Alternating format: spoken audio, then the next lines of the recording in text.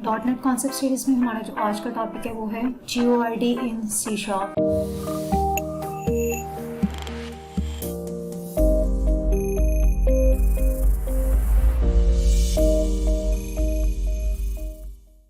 इस ट्यूटोरियल में हम सीखेंगे कि व्हाट इज GUID, GUID होता क्या है, purpose of GUID, advantages of GUID और डिसएडवांटेजेस ऑफ GUID। तो सबसे पहले हम देख लेते हैं कि GUID का कॉन्सेप्ट क्या है। ठीक है, GUID की जो फर्स्ट टर्म थी उसको हम कहते हैं UUID।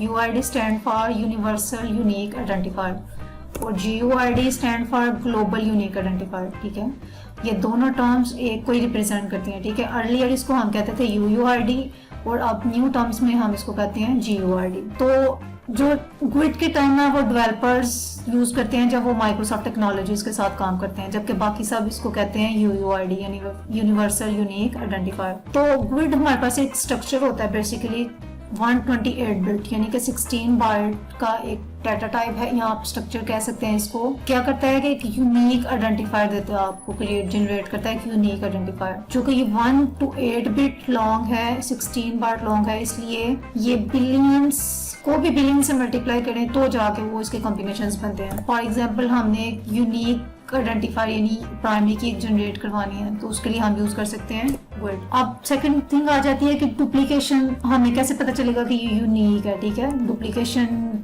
हो सकती है इसमें या नहीं हो सकती। तो अगर हम एक अंदाजे से भी देखें तो इसमें जो कॉम्बिनेशंस होते हैं वो 2 रेस 1 to 2 होते हैं, यानी ये जो आपको स्क्रीन पे इतना लेंथी डिजिट नजर आ रहा है, नंबर नजर आ रहा है, इतने पॉसिबल कॉम्बिनेशंस होते हैं। तो इतने कॉम्बिनेशंस में पॉसिबिलिटी 20 to 30% भी नहीं रह जाती कि वो डुप्लीकेट हो सकता है। जो यूनिक आइडेंटिफायर जनरेट करेगा GUID वो डुप्लीकेट हो सकता है या नहीं हो सकता। ठीक है, तो इतनी लेंथी डिजिट्स कॉम्बिनेशंस में पॉसिबिलिटी बहुत कम रह जाती है अगर हम देखें कि वो डुप्लीकेट हो सकते हैं। तो विजुअली इम्पॉसिबल है कि ये डुप्लीकेट हो सकता है। ठीक है, इसलिए ये क्या है, it's safe to use. Next चीज आ जाती है कि जो GUID का एल्गोरिदम होता है ना उसमें 1 बिलियन होता है GUID पर सेकेंड।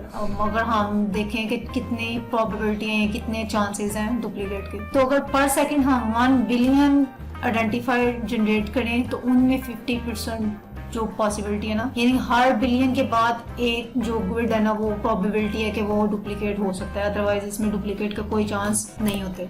नेक्स्ट चीज आ जाती है कि हमें GUID की जरूरत क्यों पड़ती है। फॉर एग्जांपल हमारे पास क्या है, एक डिस्ट्रीब्यूटेड सिस्टम है। ठीक है, डिस्ट्रीब्यूटेड सिस्टम क्या होता है, जिसमें मल्टीपल सिस्टम्स को मर्ज करके तो हमने एक सिस्टम बनाया था। ठीक है, डिस्ट्रीब्यूटेड सिस्टम है, इसका मतलब है कि डिफरेंट यूजर्स जो है वो डिफरेंट जगह पे बैठ के काम कर रहे हैं, डिफरेंट सिस्टम से बैठ के काम कर रहे हैं। तो लेट्स सपोज कि हमारे पास एक सिस्टम 1 और एक सिस्टम 2 है। तो यूजर 1 जो है वो रिकॉर्ड सेव कर रहा है, तो उसने 3 रिकॉर्ड सेव कर लिया अपने डाटाबेस में जिनकी ID 1 है, ID 2 है, ID 3 है। ठीक है, अब जो सेकंड यूजर है वो भी क्या करेगा, उसने भी अगर रिकॉर्ड सेव हो रहे हैं, उसकी तरफ से भी रिकॉर्ड्स जनरेट हो रहे हैं, तो उसकी अपनी डाटाबेस है।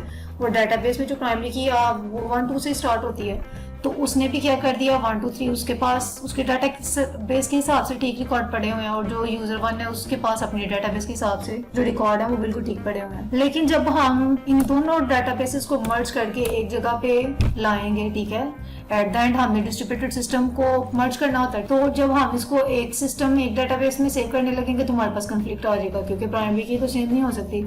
लेकिन इस केस में हम देखें तो दोनों के पास क्या है, प्राइमरी की क्या है, सेम है। उसके पास भी ID 1 2 3 पड़ी हुई है और जो सेकंड यूजर है उसके पास भी ID 1 2 3 पड़ी हुई है। तो इस कंफ्लिक्ट को रिमूव करने के लिए हम यूज कर सकते हैं GUID। GUID में क्या होता है कि 16 बाइट होता है और उसमें बिलियंस को भी बिलियन से मल्टीप्लाई करें, इतने कॉम्बिनेशंस होते हैं यूनिक आइडेंटिफायर के। वो आपको क्या करता है कि यूनिक डाटा टाइप के स्ट्रिंग ला के देता है आपको, जो यूनिकली आइडेंटिफाई करती है आपके रिकॉर्ड को। अब नेक्स्ट चीज आ जाती है, ये हमने देख लिया कि GUID क्यों चाहिए होता है, कि अगर आपके पास लेट्स सपोज एक डिस्ट्रीब्यूटेड सिस्टम है, यहाँ आप एक कंपनी में काम कर रहे हैं जहाँ पे मल्टीपल सर्वर्स में या मल्टीपल सिस्टम्स में काम होता है। ठीक है, तो वहाँ पे आपको अपने रिकॉर्ड को क्या करना होता है, एक जनरेट करनी होती है, आपने एक कॉमन ID करनी होती है। ठीक है, तो मर्ज के टाइम पे वो क्या करेगी, कॉन्फ्लिक्ट करेगी जनरेट। तो उस कॉन्फ्लिक्ट को रिमूव करने के लिए हम क्या यूज कर सकते हैं, GUID यूज कर सकते हैं, क्योंकि क्या होता है कि मल्टीपल इंडिपेंडेंट सिस्टम होते हैं तो वो अपने अपने यूनिक आइडेंटिफायर जनरेट कर रहे होंगे, तो इसलिए हम यूज करते हैं GUID को। नेक्स्ट चीज आ जाती है कि एडवांटेजेस क्या है GUID के। तो सबसे पहले GUID का जो सबसे पहला एडवांटेज है वो ये है कि डाटा कोलिजन नहीं होती, ठीक है, प्रिवेंट करता है डाटा कोलिजन की। डाटा कोलिजन को क्यों प्रिवेंट करता है वो हमने देख लिया कि इसके पास बिलियंस को बिलियन से मल्टीप्लाई करें तो इतने कॉम्बिनेशंस होते हैं यूनिकली आइडेंटिफायर्स के, तो बहुत कम चांसेस रह जाते हैं कि वो डुप्लीकेट होगा। सेकंड चीज आ जाती है कि जब हम डाटाबेस को मर्ज करते हैं अपने डिस्ट्रीब्यूटेड सिस्टम में या नेटवर्क में तो ये प्रिवेंट करता है डाटा कोलिजन को। नेक्स्ट चीज आ जाती है कि अगर हमने प्राइमरी की सेव करवानी है रिकॉर्ड को एंटर करने से पहले तो ये बहुत अच्छा ऑप्शन है हमें प्राइमरी की जनरेट करने का, और हमें पता चल जाएगा इंसर्ट होने से पहले रिकॉर्ड का पता चल जाएगा किसकी प्राइमरी की क्या है। नेक्स्ट चीज आ जाती है कि ये it can not be easily guessed, क्योंकि इजिली गेस्ड इसलिए नहीं हो सकती कि ये काफी लेंथी होती है, 16 बाइट है, 128 बिट इंटीजर है, तो ये काफी लेंथी होती है जिसकी वजह से इसको इजिली गेस नहीं किया जा सकता। नेक्स्ट चीज आ जाती है डिसएडवांटेजेस क्या है। डिसएडवांटेजेस क्या है कि ये 16 बाइट है, तो इसका मतलब ये है कि आपकी एक प्राइमरी की अगर आपने एक रिकॉर्ड सेव करवाया है तो उसकी जो प्राइमरी की वाली फील्ड है वो आप कितनी मेमोरी ऑक्यूपाई करेगी, 16 बाइट की, 128 बिट इंटीजर की। तो अगर मेमोरी के लिहाज से देखा जाए तो ये एक डिसएडवांटेज है कि आप सिर्फ एक प्राइमरी के लिए 16 बाइट्स जो है वो मेमोरी ऑक्यूपाई कर रहे हैं। तो अगर मैं फॉरेन की भी यूज कर रही हूँ उस प्राइमरी की को तो फिर भी इसका मतलब है कि मुझे उतनी मेमोरीज को ऑक्यूपाई करनी है, तो ये परफॉर्मेंस इश्यूज हो सकते हैं GUID की वजह से। नेक्स्ट चीज आ जाती है कि अगर मैंने सॉर्ट करना है अपनी, ठीक है, अगर मैं GUID के थ्रू जो जनरेट किए हैं मैंने प्राइमरी कीज, अगर मैंने उनको सॉर्ट करना है तो मुझे क्या करना पड़ेगा, एक डिफरेंट एल्गोरिथम बनाना पड़ेगा, क्योंकि ये वो सॉर्टिंग नहीं है जो आप सिंपली नंबर्स को सॉर्ट कर लेते हैं या आप स्ट्रिंग को सॉर्ट कर लेते हैं। तो इसके लिए क्योंकि ये लेंथी की होती है तो उसके लिए हमें क्या करना पड़ेगा, ये मिक्स होती है स्ट्रिंग और इंटीजर के साथ मिलकर, तो हमें देखना पड़ेगा कि इसके लिए हमें क्या एल्गोरिथम बनाना है,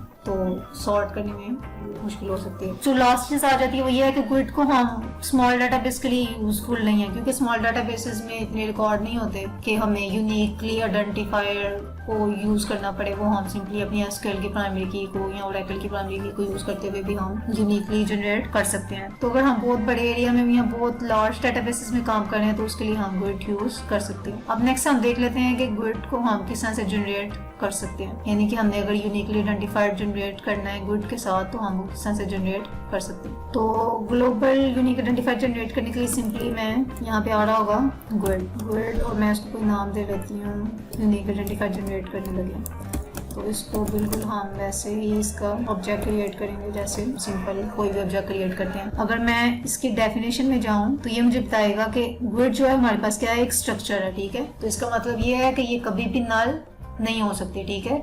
जो भी आइडेंटिफायर हमारे पास आएगा वो कोई ना कोई स्ट्रिंग होगी, कोई ना कोई इंटीजर होगा, वो डाटा टाइप कभी भी ये वाली नल नहीं होगी, क्योंकि हमारे पास क्या है, स्ट्रक्चर है। तो ये भी एक जो माइंड में क्वेश्चन था कि अगर एज अ प्राइमरी की यूज करें तो अगर उसने नल जनरेट कर दिया तो GUID कभी भी नल नहीं हो सकता। अब अगर मैं इसको सिंपली कंसोल में देखूं,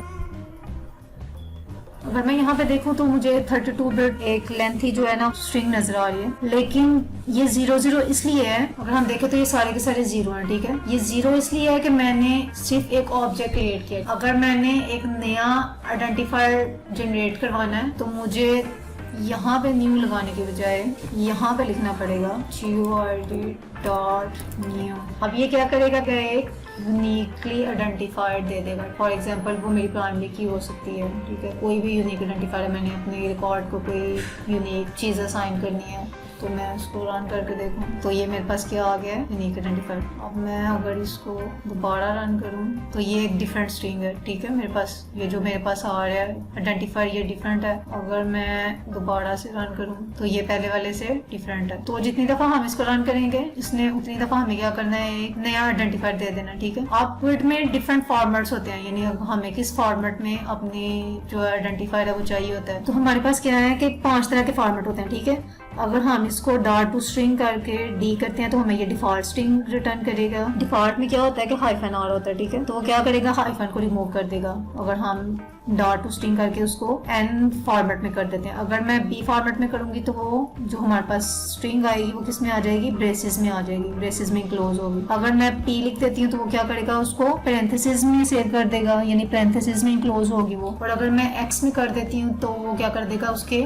हेक्सा डेसिमल जो होते हैं ना उस फॉर्मेट में उसको रिटर्न कर देगा। अब हम इसको रन करके देख लेते हैं। तो ये हमारे पास क्या है, डिफ़ॉल्ट स्ट्रिंग है, यानी जो हमारे पास डिफ़ॉल्ट होता है स्ट्रक्चर वो इस तरह से होता है। तो अगर मैं यहाँ पे अपने कंसोल को रीड कर लूँ, मैं इसको यहाँ पे रीड कर लूँ, तो फर्स्ट हमारे पास क्या है, डिफ़ॉल्ट है, ठीक है, हाइफन के साथ। अब मैंने उसको एन दिया तो उसने क्या कर दिया, हाइफन को क्या कर दिया, रिमूव कर दिया, यानी विदाउट हाइफन है। अब जो थर्ड वाला है उसमें मैंने बी फॉर्मेट में उसको किया तो उसने क्या किया, ब्रेसेस में क्लोज कर दिया उसको। ये देखें फर्स्ट और लास्ट पे ब्रेसेस लगे हैं। अगर पी के साथ किया तो उसने क्या कर दिया, पेरेंथेसिस में दे दिया, और एक्स के साथ किया तो उसने क्या किया, हेक्साडेसिमल फॉर्मेट में दे दिया। तो इस तरह से हम वर्ड को यूज करते हुए किसी भी चीज को यूनिकली आइडेंटिफाई कर सकते हैं, उसको एक यूनिकली आइडेंटिफायर असाइन करके। .NET कॉन्सेप्ट की सीरीज में नेक्स्ट मिलेंगे हम एक नए टॉपिक के साथ। Thank you.